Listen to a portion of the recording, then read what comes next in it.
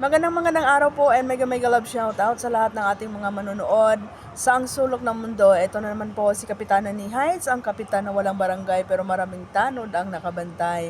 So ngayong araw guys, isibigyan ko ng reaction itong mga pinagsasabi ni As26 inahing baboy. Ayan. So alam mo As26, sabi ko nga sa iyo, ang kabobohan, ginagarapon yan, hindi pinagkalandakan dito sa social media. 'Di ba? Yung kabobohan mo, talagang overload na. Alam mo kung sino yung mga naging kawawa diyan, yung mga viewers mo. 'Di ba? Ginagawa mong bobo yung mga viewers mo, 'di ba? O kagaya na lang 'yan. Sabi nyo, kakasuhan, pwede akong kasuhan dahil sa pagkakalkal ko ng buhay ni Ram Castillo. Actually, yung mga pinopost ko, yung mga kino-content ko about Ram Castillo is galing yan doon sa public post niya. Galing doon sa mga public post niya sa sa kanyang mga platforms, social media platforms. So kumbaga, ni-react ko, binibigyan ko ng reaction, kino-content ko, and bilang isang social media personality, part pa rin po yan ng popularity, or part pa rin po yan ng publicity, 'di ba? So, anong masama doon sa mga pinagsasabi ko? And besides, 'di ba, nagre-repost siya ng mga picture na nagpapatunay na yung mga kino-content ko is totoo. Pero alam mo As26, ikaw ang pinakabobo na defender ng community ninyo. Kasi alam mo kung bakit? Ikaw ang nagkakalkal ng buhay ni Ram Castillo. Sabihin mo ba naman yan sa platform mo, sa channel mo, na si Ram Castillo ay dati na siyang nadidepress, meron siyang depression. At dahil nagkaka-depression siya, dahil may problema siya sa pamilya niya at meron sila at broken family siya, 'di ba? So, mga ganyang bagay na tinatago ni Ram Castillo, pribadong buhay niya yan na siya mismo hindi niya kinikwento. Pero ikaw kinalkal mo yung buhay niya, sinabi mo diyan sa channel mo, ang tanong, may permission ba ni Ram Castillo para sabihin mo yan, 'di ba? At least ako, sinasabi ko man yung personal na buhay mo, pero galing sa iyo yan. Galing sa bunganga mo na ikaw ang nagkwento at binibigyan ko ng reaksyon. Bilang kaributal mo, yan yung panlaban ko sa'yo, di ba? So, hindi ko kinalkal ang buhay mo, ikaw mismo ang nagkwento. Pero diyan sa ginawa mo kay Ram Castillo, ikaw ang nagkalkal ng buhay niya, nilabas mo yung mga bagay na tinatago niya. And I'm sure without his permission. 'Di ba? So ikaw bilang isang defender, dapat depensahan mo yung artista nyo. Pero ikaw ang naglabas, ikaw ang nagpahiya, 'di ba? Anong nangyari ngayon, 'di ba? Napahiya na naman si Ram Castillo kasi nalaman na naman ng buong mundo, nalaman na naman ng buong community, nalaman ng mga kalaban ninyo, ng mga bashers niya na dati na pala siyang may depression at galing pala siya sa broken family, 'di ba? So ikaw ang naglabas niyan.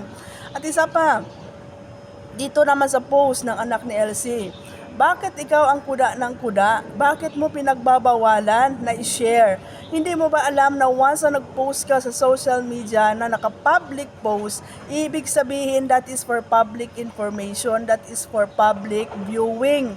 Ngayon, hindi mo yan makokontrol kung sino ang gustong mag-share kasi naka-public. Ngayon, nagalit ka dahil ni-share ni Dindo. Dapat, ang una mong tinawagan, 'di ba, tinawagan mo si LC tapos sabi niya wala niyang alam. Wala talaga siyang alam kasi ang nag-post noon is yung anak niya.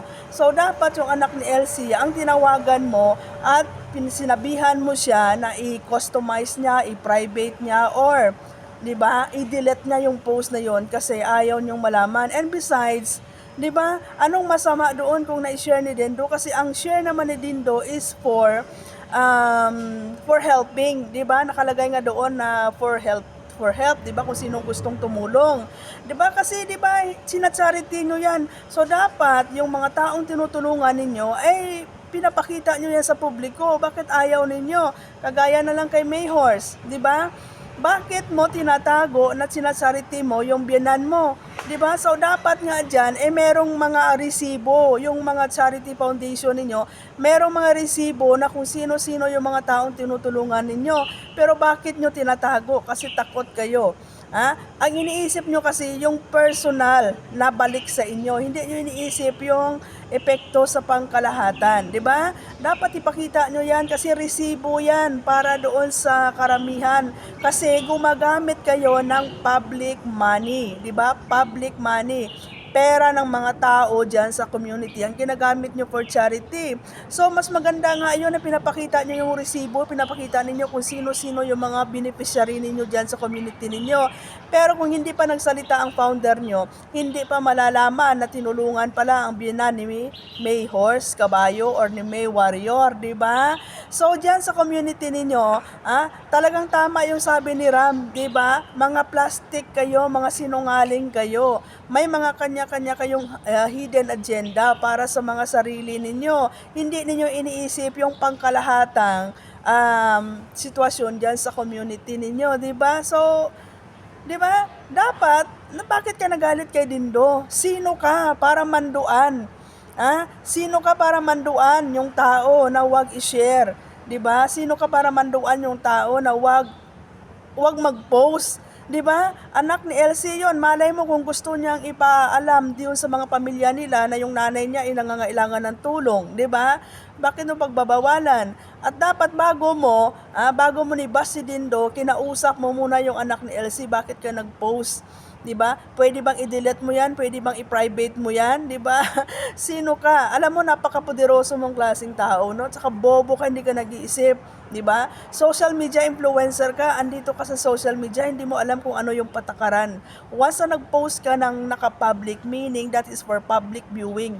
At hindi mo bi-blame kung sinong mga tao ang magre-react diyan, ang magko-comment diyan. Kinukuha pa nila yung mga picture minsan, kasi nga naka-public post, 'di ba? So, 'di ba? Sabi mo nga, isip-isip din bago magsalita. Ikaw ang mag-isip bago ka magsalita, 'di ba? So, kayo ang naninira sa artista nyo. Kayo ang sumisira kay Ram Castillo. Totoo naman talaga, sabi niya, 'di ba? Hindi siya affected sa mga bashers sa labas kasi alam na niya, kino-consider na niya sa sarili niya as a public figure, meron talaga taong mambabas. Pero hindi niya ina-expect na yung mga supporter niya na akala niya susuportaran siya, kayo pa ang sisira sa kanya. O gaya na lang yan. Diba? Di ba pinahiya mo siya? Pinahiya mo siya kasi pinaalam mo sa publiko, pinaalam mo sa buong mundo na dati na pala siyang may depression. At kaya pala siya na-depress dahil may problema sila sa pamilya, broken family sila, di ba? So ikaw ang nag-booking yan. Kasi sa totoo lang, hindi naman ni Ram nilabas yan sa kanyang mga social media platforms. 'Di ba? At least ako, kung kino-content ko, kinukuha ko yan doon sa mga post niya na naka-public, 'di ba? O sino sa atin ngayon yung bobo at tatanga-tanga as 26, 'di ba? Huwag ka kasing magtali-talinuhan, 'di ba? Tapos sabihin mo, pag may NC2, 4 years course yan, 'di ba? Boba ka lang.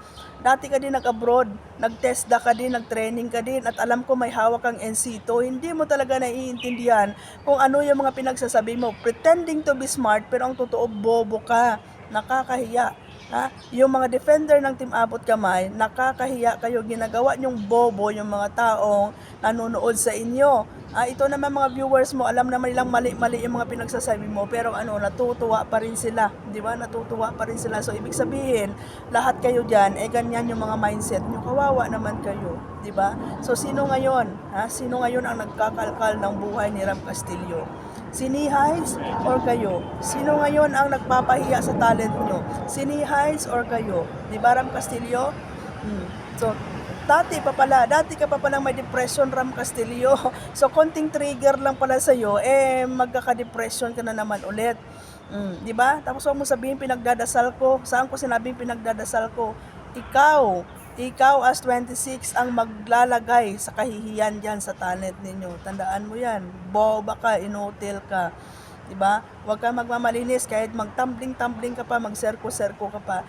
Isa kang babaeng parausan ng mga lalaki. Diba? Pokpok, malandi, malibog. Nagkaroon ng 6 na anak, iba-iba ang tatay, 'di ba? So isa kang parausan ng mga lalaki, 'di ba? Kahit ano pang gawin mo, basura yung pagkatao mo, basura yung pagkababae mo. Kaya wag mo ipagmalaki kung anong merong nakaraan ka, 'di ba? Kahit ano pang pangdepensa mo sa sarili mo, hindi mo mababago kung anong klaseng pagkatao, anong klaseng pagkababae ka. Isa kang malandi. Isa kang malandi, isa kang pokpok, isa kang malibog, isa kang parausan ng mga lalaki at utangera sa social media, 'di ba? Pinahiya ka na nga ni Mayhor, so pinagkakalat niya. Nangungutang ka pambayad ng kuryente at tubig yan sa bahay mo, pero kung makaasta ka, ang yabang-yabang mo, 'di ba? Ngayon, 'di ba? Kinukulang ka diyan sa pamumuhay mo, diyan sa pansarili mo, pero ang yabang-yabang mo, kung makalait ka, akala mo kung sino ka. Inutil, bobo, tatanga-tanga, 'di ba? Bawasan mo 'yang panglalait mo sa kapwa mo dahil ikaw mismo sa sarili mo kalait-lait ka, inahing baboy.